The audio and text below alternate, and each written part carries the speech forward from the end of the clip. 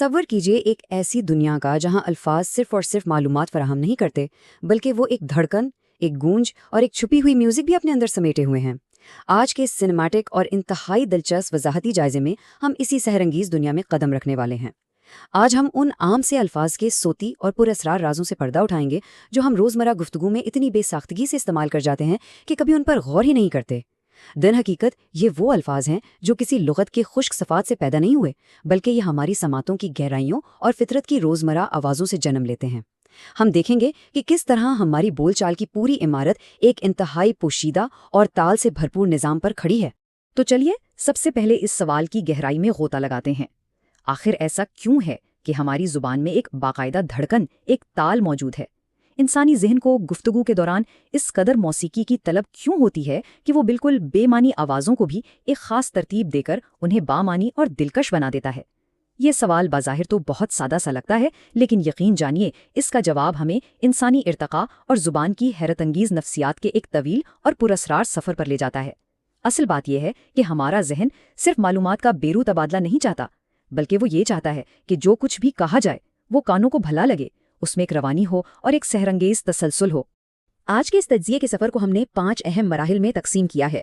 पहला, सौती राज। दूसरा, फटाफट आवाज़ से रफ्तार तक। तीसरा, झटपट हरकत और ताल।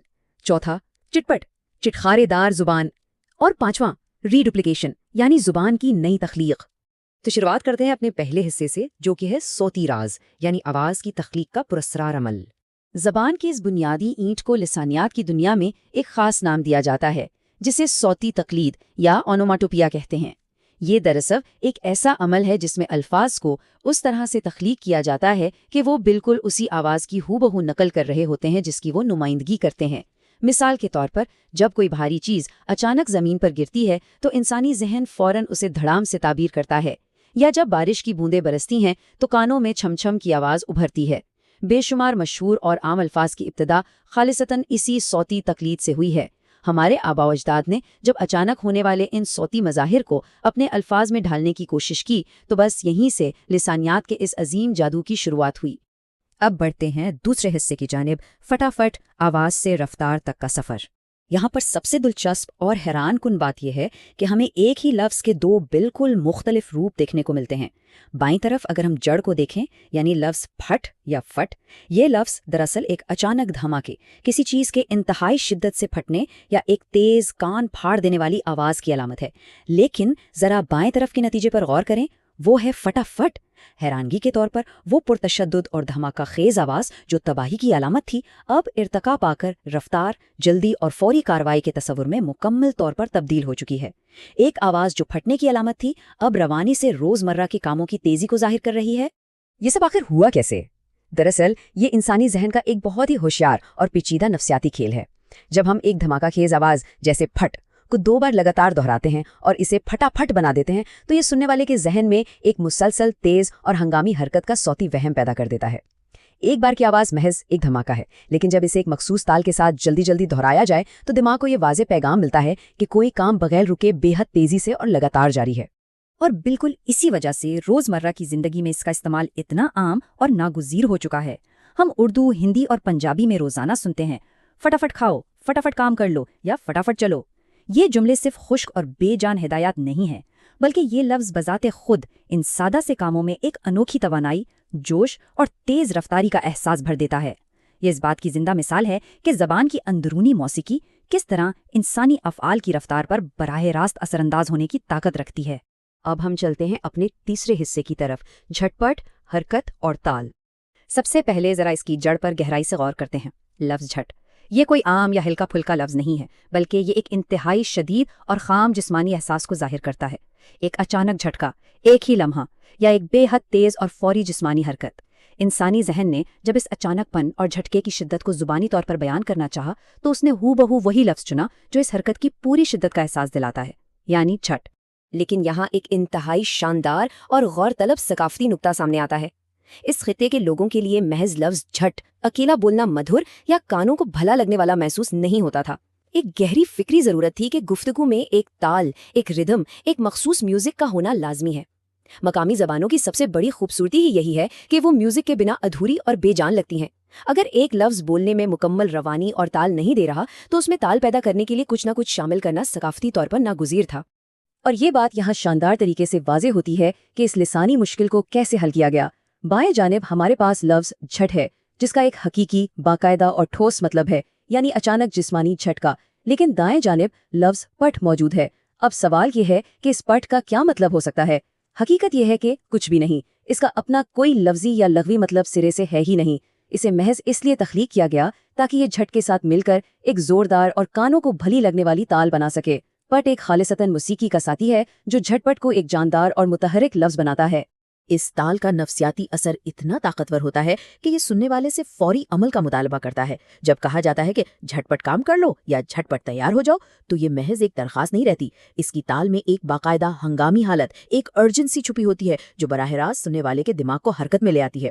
اسی تال کے دیگر شکلیں بھی ابھر کر سامنے آتی ہیں، جیسے کھٹ پٹ، جہاں بنیادی مطلب چاہے جو بھی ہو، لیکن اصل مقصد اسی لسانی دھڑکن اور ردم کو ہر حال میں برقرار رکھنا ہوتا ہے۔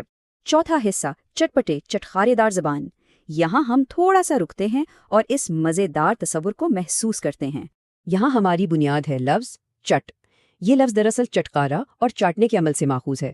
ذرا تصور میں لائیے زبان پر لگنے والا ایک تیز، کھٹا، میٹھا اور مسالے دار سنسنی خیز احساس۔ جب لفظ چٹ ادا کیا جاتا ہے تو یہ لفظ بذات خود منہ کے اندر ہونے والی اس لذیذ حرکت اور چٹکارے دار سنسنی کی بھرپور نمائندگی کرتا ہے۔ یہ ایک ایسا حسیاتی لفظ ہے جو خالصتاً کھانوں کی دنیا اور ہمارے ذائقے سے جڑا ہوا ہے۔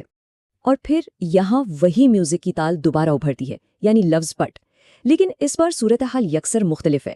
چٹپٹ میں اس پٹ کا اضافہ کسی کام کو جلدی کرنے کی تاکید کے لیے بالکل نہیں کیا گیا، بلکہ یہاں اس تال اور ردم کا واحد اور خالص مقصد ذائقے کی شدت کو کئی گنا بڑھا چڑھا کر پیش کرنا ہے۔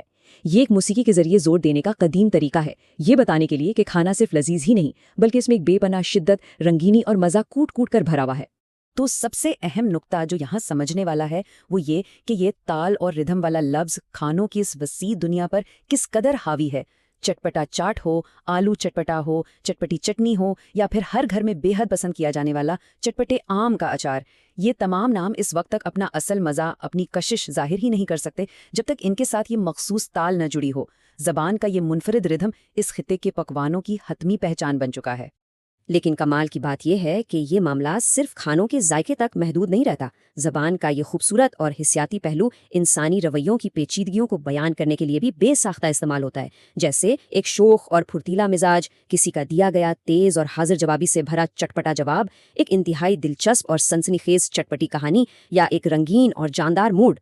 ایک کھانے کی چیز کو انسانی رویے اور نفسیات سے تشبیہ دینا یہ ظاہر کرتا ہے کہ زبان میں کتنی لامحدود وسعت ہے اور اس میں موجود ردم کتنی زبردست طاقت رکھتا ہے۔ اب ہم اپنے تجزیے کے 5ویں اور آخری حصے میں داخل ہو رہے ہیں، ری ڈپلیکیشن، یعنی زبان کی تخلیق کا وہ عظیم عمل۔ اس پورے ماسٹر تصور کا سائنسی نام ری ڈپلیکیشن ہے۔ یہ زبان کی ساخت کا وہ حیرت انگیز عمل ہے جس میں کسی لفظ کی جڑ کو یا تو ہو بہو ویسے ہی یا پھر تھوڑی سی صوتی تبدیلی کے ساتھ دہرایا جاتا ہے تاکہ ایک بالکل نیا اور جاندار لفظ تخلیق کیا جا سکے۔ اگر ہم اسے سادہ الفاظ میں سمجھیں تو یہ عین وہی دھڑکن اور موسیقی ہے جس کی کھوج ہم اس تجزیے کے بالکل آغاز سے کر رہے تھے۔ یہ وہ پوشیدہ مشینری ہے جو ہماری روزمرہ کی زبان کو ہر وقت رواں دواں رکھتی ہے۔ آئیے دیکھتے ہیں کہ انسانی ذہن کی یہ پیچیدہ مشینری، یہ لسانی انجن دراصل کام کیسے کرتا ہے۔ اس کے 3 سادہ لیکن انتہائی حیرت انگیز مراحل ہیں۔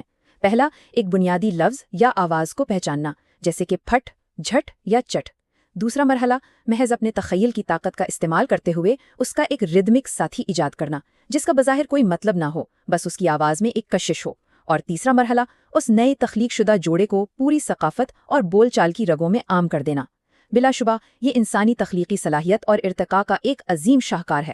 اس تمام گہری بحث اور تجزیے کا جو سب سے بڑا اور بنیادی نچوڑ نکلتا ہے وہ یہ ہے کہ ان الفاظ کے آخر میں جڑنے والی یہ لاحقیں خالصتاً انسانی ذہن کی شاندار اور خود ساختہ ایجاد ہیں۔ ماضی میں انسانی ذہن نے یہ بے معنی آوازیں محض اس لیے ایجاد کیں تاکہ جملوں کو زیادہ پرکشش، زیادہ اثر انگیز اور زیادہ موسیقی سے بھرپور بنایا جا سکے۔ انسان کے اندر ردم اور تال کی جو ایک گہری فطری پیاس موجود تھی، اسی پیاس نے زبان کو ایک بالکل نیا، متحرک اور دلکش روپ عطا کر دیا۔